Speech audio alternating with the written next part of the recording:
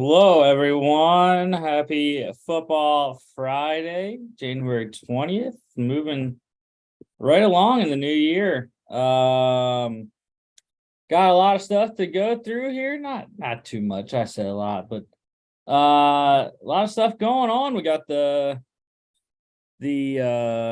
divisional playoffs coming up tomorrow and Sunday. And then we got the Senior Bowl coming up next week. And we also have a lot of transfer portal news, coaching interviews going on in the NFL. We got a couple hires already at the coordinator positions. So it'll be just me today, looks like it. And we're going to get this thing rolling here. So we have one game to recap. The last game of Super Wildcard Weekend, Cowboys crushing the Bucs in Tampa. Tom Brady, this is not what you want. You don't want your 45-year-old quarterback throwing 66 times in the game. That's just not going to win you a game.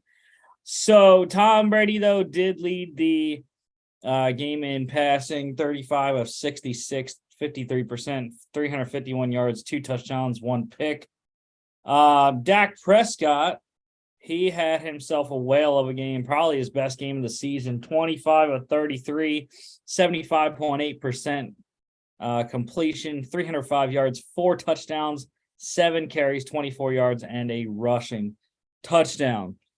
Tony Pollard for the Cowboys, he led the game in rushing, 15 carries, 77 yards, 3 receptions, 12 yards for him.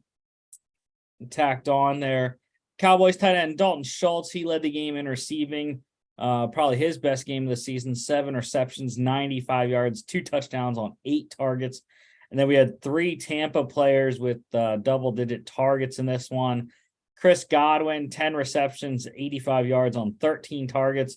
Julio Jones, 7 receptions, 74 yards on 11 targets. And then Mike Evans, 6 catches, 74 yards on 11 targets. Defensively, have to go with Cowboys linebacker Micah Parsons. He was everywhere. 3 tackles, all of them solos, 1 sack, 2 tackles for loss, 2 pass deflections, and 2 QB hits. The Cowboys, they covered minus 2.5 easily, under 45.5 by the hook. Cowboys advance to face the 49ers on Sunday. We have one signing to note in the USFL, the Philadelphia Stars. They have signed running back Jordan Scarlett, former Panthers running back, and has bounced around from there. College football, one coaching carousel note here. TCU as their new offensive coordinator after losing Garrett Riley.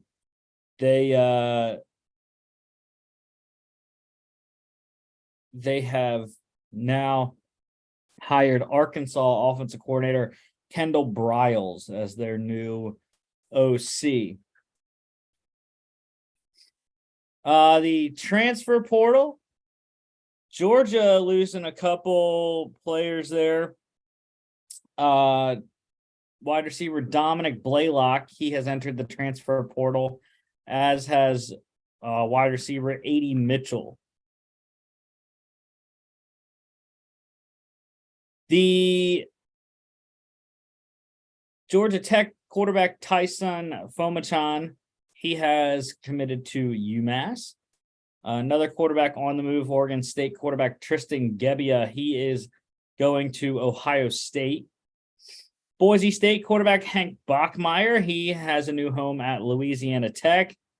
And Oklahoma State quarterback Spencer Sanders, he is going to Lane Kiffin and Ole Miss. And finally, Georgia tight end Eric Gilbert, he has committed to Matt Rule and Nebraska. A couple players announced they were returning. We had the underclassmen draft declaration deadline during this week here. Georgia getting a couple key players back. Wide receiver Ladd McConkey returning for his redshirt junior year, as is Georgia center Cedric Van Pran. So big pieces on the offense to get back for the Dogs. And one draft declaration to note, since that deadline was this week as well. TCU running back Kendre Miller, he has declared for the draft, going in there with his teammate Quentin Johnston. NFL news, some stuff with the Senior Bowl is happening. We have the head coaches announced for the two teams. The American team head coach is going to be Bears offensive coordinator Luke Getsy. The national team will be head coached by Raiders defensive coordinator Patrick Graham. So always great to see the Senior Bowl with the coaches getting elevated positions from what they're used to get them kind of prepared for that next step in their careers. Also, the Senior Bowl has been announcing rosters by positional group. They haven't announced them all yet, but I'm going to give you the guys that I am looking at on each team with the positions they have released. So on the national team, the defensive lineman I'm watching, Central Michigan, Thomas Incoom, Northwestern's Adetomiwa Adebawore, Oklahoma State's Tyler Lacey, Louisville's Yaya Diaby, Notre Dame's Isaiah Foskey. Linebackers, Appalachian State, Nick Hampton, Army's Andre Carter II, Texas's DeMarvion Overshone, Troy's Carlton Marshall, all-time leading NCAA tackler, Cincinnati's Ivan Pace Jr. Offensive lineman, I'm looking at BYU's Blake Freeland, Michigan's Olusegun Oluwatimi, North Dakota State's Cody Mock, Notre Dame's Jarrett Patterson, and Chattanooga's Curtis McClendon, and USC's Andrew Voorhees. And then three running backs I'm watching on the national team: Appalachian State, Cameron Peoples, Illinois' Chase Brown, and Northwestern's Evan Hall.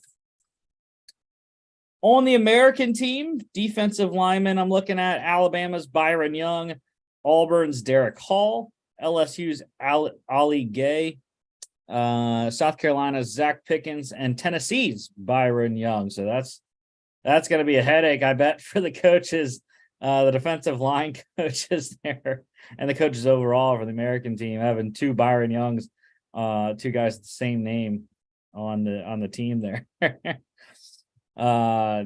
Just gonna yell Alabama and then Tennessee for each one. I guess. I don't know what they're gonna do.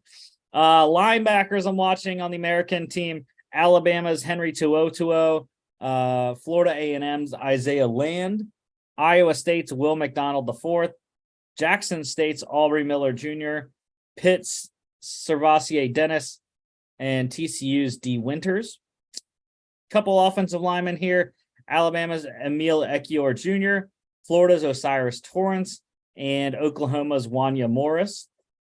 And then I like all the running backs on the American team: Georgia's Kenny McIntosh, Kentucky's Chris Rodriguez Jr., Oklahoma's Eric Gray, and Tulane's Tajay Spears.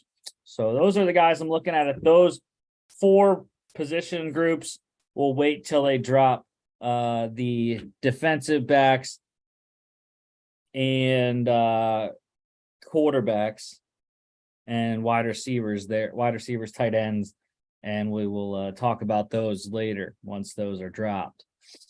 The NFL also announced the teams that will be playing in their international series next year. The Bills, Titans, and Jaguars, they will all be playing in London. And then the Chiefs and the Patriots will get games in Germany. One GM update. We have a GM position filled. It is the Titans. They have hired 49ers Director of Pro Personnel, Rand Carthon, as their GM. First Black GM in Titans history. Of course, the 49ers also rewarded in this transaction. They get a third-round pick for the minority hire of Mr. Carthon there. But but yeah, great hire from a solid organization. Should be able to come in and do some good in Tennessee. He also worked his way up the hard way, like I'm trying to do. So I appreciate Rand for his efforts there. Coaching carousel, Chargers, they have fired offensive coordinator Joe Lombardi. Rams did the same with special teams coordinator Joe DeCamillis. And the Bucks and Ravens, they have fired their offensive coordinators Byron Leftwich and Greg Roman. Dolphins and Vikings, they have fired their defensive coordinators Josh Boyer and Ed Donatel. The Browns have their new defensive coordinator, hiring former Eagles DC Jim Schwartz. The Lions keeping offensive coordinator Ben Johnson, was up for some head coaching jobs, but he decided to return. He'll get a raise with Detroit as he wants to continue building that there. The Steelers, they are not going to be looking for a new OC. They are retaining offensive coordinator Matt Canada for 2023. I'm happy about that. Keep the consistency there with Kenny Pickett in that offense. The Browns, they signed offensive line coach Bill Callahan to an extension. He was up for some offensive coordinator spots. The Jets had put in a request for their offensive coordinator spot to interview him, but the Browns keeping Bill Callahan there. Coaching interviews, the Texans head coach job, they are going to interview Broncos defensive coordinator Ejiro Evero and 49ers defensive coordinator D'Amico Ryans. Colts, they're looking at Cowboys defensive coordinator Dan Quinn, interim head coach Jeff Saturday, Packers special teams coordinator Rich Bisaccia, and they also just completed an interview with Bengals offensive coordinator Brian Callahan. Cardinals head coaching job, former Colts head coach Frank Reich, Lions defensive coordinator Aaron Glenn, and Broncos defensive coordinator Ejiro Evero. Panthers head coach, just one addition to their list, Bills offensive coordinator Ken Dorsey there. Broncos head coach, likewise, just one addition, Cowboys defensive coordinator Dan Quinn.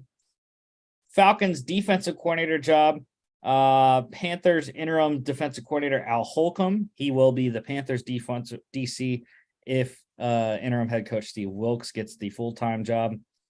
But other Falcons defensive coordinator interviews here, former Broncos head coach Vic Fangio and Steelers senior defensive assistant / linebackers coach Brian Flores.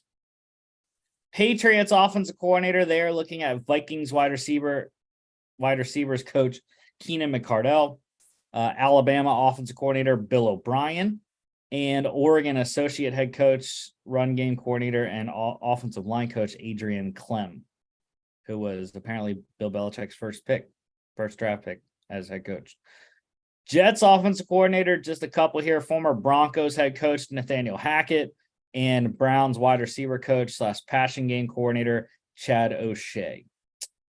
Buccaneers offensive coordinator, not officially an interview yet, but heard they were going to be looking at Georgia offensive coordinator Todd Monken, had been the Bucs OC before, so possibly going to return to the NFL there.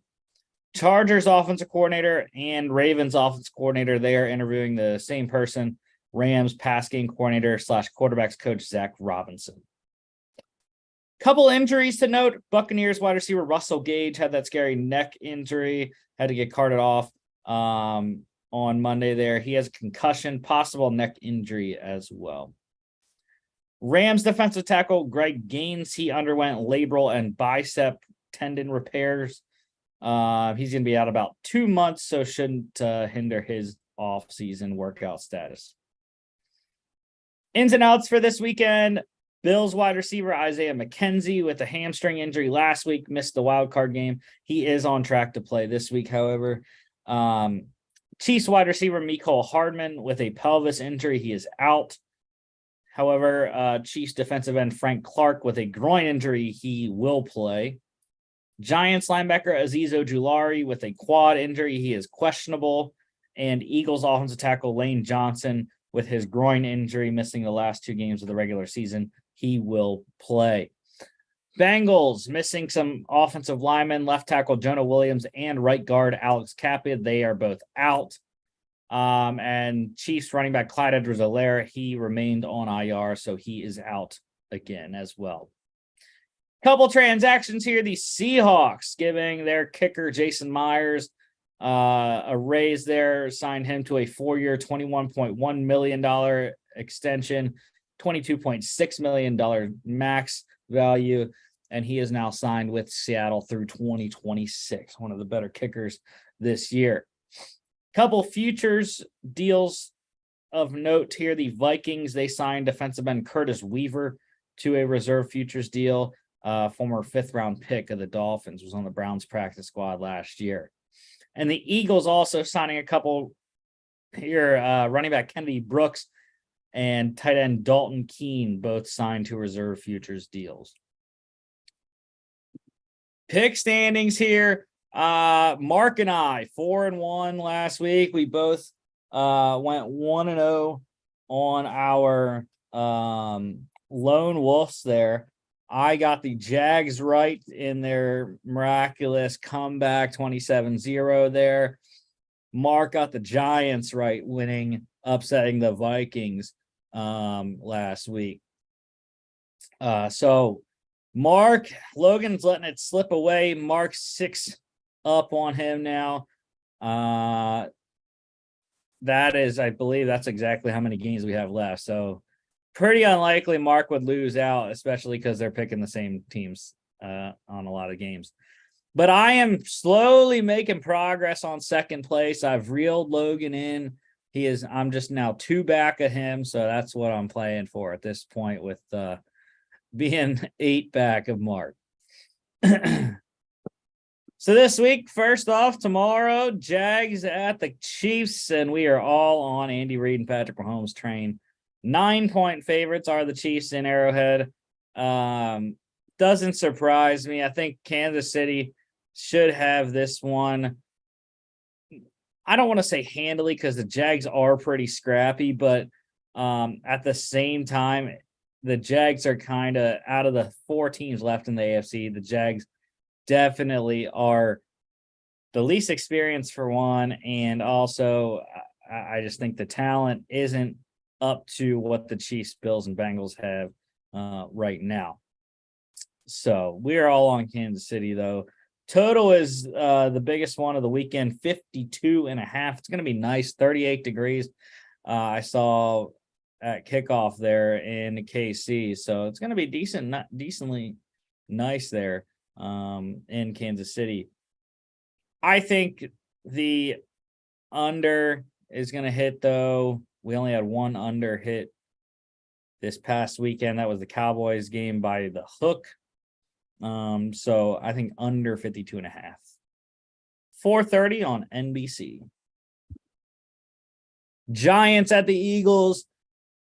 Third meeting of the season here for these two teams. We are all on Philly. Anytime a team has to come into Philadelphia to play a playoff game, it is a tough task. I think this will be closer than people think. Giants plus 7.5 is what I would take. I think it's going to be a field goal type game, unfortunately.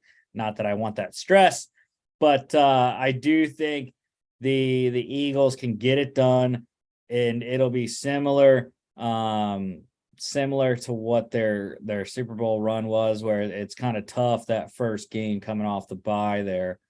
So, yeah, go Birds, and let's get her done there on Saturday night.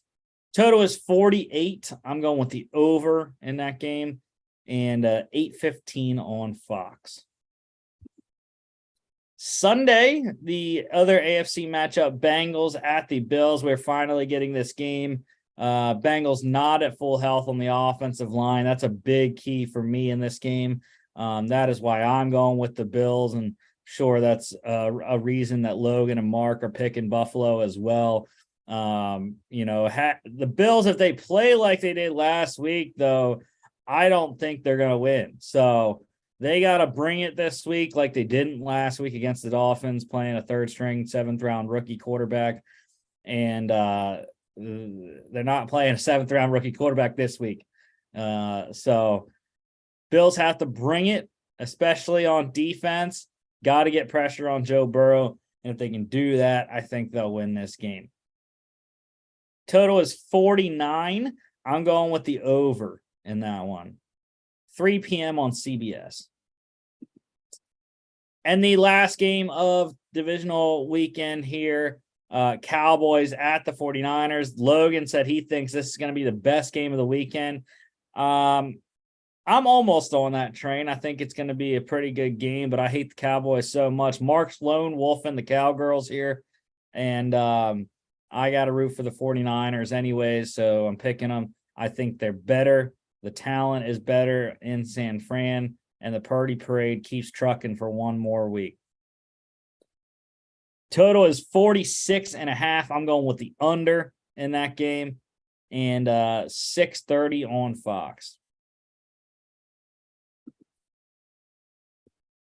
Next week, we'll be back. I will be broadcasting, hopefully, if I can get the Wi-Fi to work down there. I will be in Indianapolis broadcasting from our hotel at the National Scouting Combine with my client.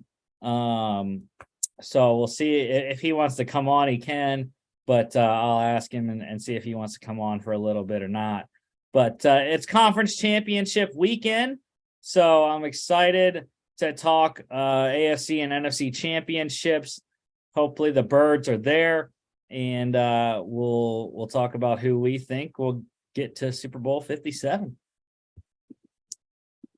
Don't forget to follow us on all our social media at FAA Podcast on Instagram and Twitter. At FAA_bets is our betting account, and FAApodcast.com is our website. You can check us out here on YouTube, Facebook, Spotify, Apple Podcasts, and iHeartRadio. Nice, cute, short show here. And we will see you back on Monday.